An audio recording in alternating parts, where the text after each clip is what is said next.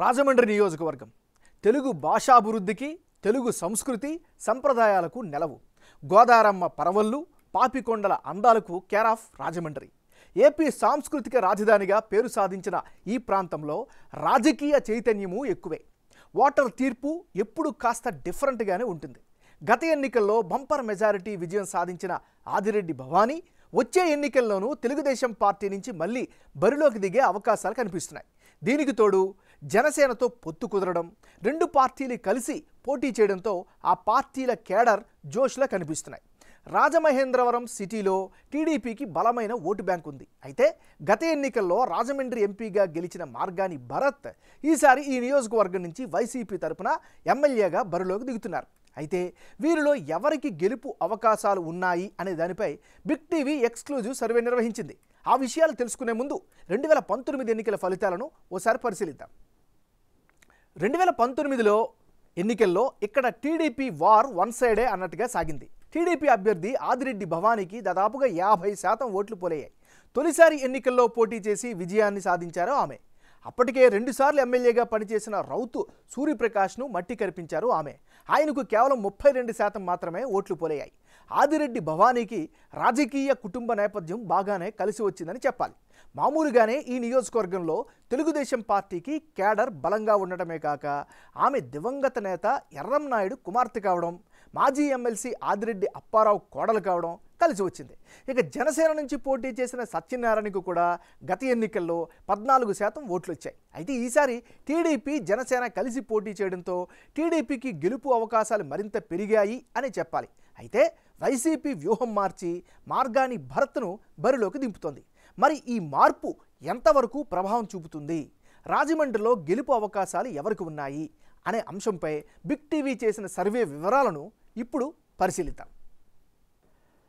అభ్యర్థుల వారీగా బలాబలాలు ఎలా ఉన్నాయి ఒకసారి పరిశీలిద్దాం. ముందుగా ఆదిరెడ్డి భవానీకి ఇప్పుడున్నటువంటి గ్రౌండ్ రియాలిటీ ఎలా ఉంది? నియోజకవర్గంలో అభివృద్ధి అయితే జరిగింది, ఇది ఖచ్చితంగా ఆమెకు అనుకూలం. ప్రజల్లో సానుకూల భావం కనిపిస్తోంది. అదే సమయంలో ప్రభుత్వంపై వ్యతిరేకత కూడా వ్యక్తమవుతోంది. టీడీపీ జనసేన పొత్తు కూడా ఈమెకి కలిసి వచ్చే అవకాశం ఉంది. కాపు సామాజిక వర్గ ఓటర్లు ఖచ్చితంగా బలమైన మద్దతుగా అభివర్ణించవచ్చు. దాంతోపాటు రాజకీయ కుటుంబ నేపథ్యం కూడా ఈమెకి కలిసి వచ్చే అవకాశాలు ఉన్నాయి. ఇది ఈమెకి సంబంధించినంత వరకు ఉండేటటువంటి గ్రౌండ్ రియాలిటీ. ఈసారి మార్గాని భరత్ ఎమ్మెల్యేగా బరిలో దిగుతున్నారు. మరి ఎమ్మెల్యేగా బరిలో దిగుతున్న ఈయనకి కలిసి వచ్చేటటువంటి అంశాలు ఏమిటి? ముందుగా భరత్ రాజమండ్రి ఎంపీగా పనిచేస్తూ ఉన్నారు. ఇది రాజకీయంగా ఖచ్చితంగా ఆయనకి అడ్వాంటేజ్ అయ్యే అవకాశం ఉంది. గుడ్ మార్నింగ్ రాజమండ్రి పేరుతో ఆయన ఒక కంటిన్యూషన్గా కార్యక్రమాన్ని చేపడుతున్నారు, ప్రజలతో కనెక్ట్ అవుతున్నారు. ఇది ఖచ్చితంగా ఆయనకి అనుకూలించేటువంటి అవకాశం. మరి మార్గాని భరత్కు మైనస్ అయ్యే అంశాలు ఏమిటి? జక్కంపూడి రాజా వర్గంతో పొసగకపోవడం ప్రధానమైనటువంటి మైనస్గా చెప్పుకోవచ్చు. నియోజకవర్గ నేతల్లో అంతర్గత కుమ్ములాటలు ఖచ్చితంగా ఈయనకి డ్యామేజ్ చేస్తాయి అనే అభిప్రాయం కూడా కనిపిస్తోంది. మరోవైపు టీడీపీ కేడర్ చాలా బలంగా ఈ నియోజకవర్గంలో కనిపిస్తోంది. ఇవి ఈయనకి సంబంధించినటువంటి మైనస్లు. ఓవరాల్గా ఇది మార్గాని భరత్కి సంబంధించినటువంటి ప్లస్లు, మైనస్లు. రాజమండ్రి నియోజకవర్గంలో కులాల వారీగా ఉండేటటువంటి ఈక్వేషన్స్ ఎలా ఉన్నాయి ఒకసారి పరిశీలిద్దాం. ముందుగా ఈ నియోజకవర్గంలో శెట్టి బలిజ కమ్యూనిటీ 18% మంది ఉన్నారు. కాపులు 14%, కుప్పల వెలమ 14%, ఎస్సీ సామాజిక వర్గం 12% నివసిస్తుంటే పద్మశాలులు 8%, బ్రాహ్మణులు 6%, వైశ్య 6% ఉంటే యాదవులు 4%, ఇతర బీసీ వర్గాలు 10% మంది ఇక్కడ నివసిస్తున్నారు. అంటే రాజమండ్రి నియోజకవర్గంలో అత్యధిక సంఖ్యలో అంటే సుమారు 18% మంది శెట్టి బలిజలు ఉన్నారు. ఇందులో మెజారిటీ అంటే 60% మంది వైసీపీకి సపోర్ట్ చేస్తున్నారు.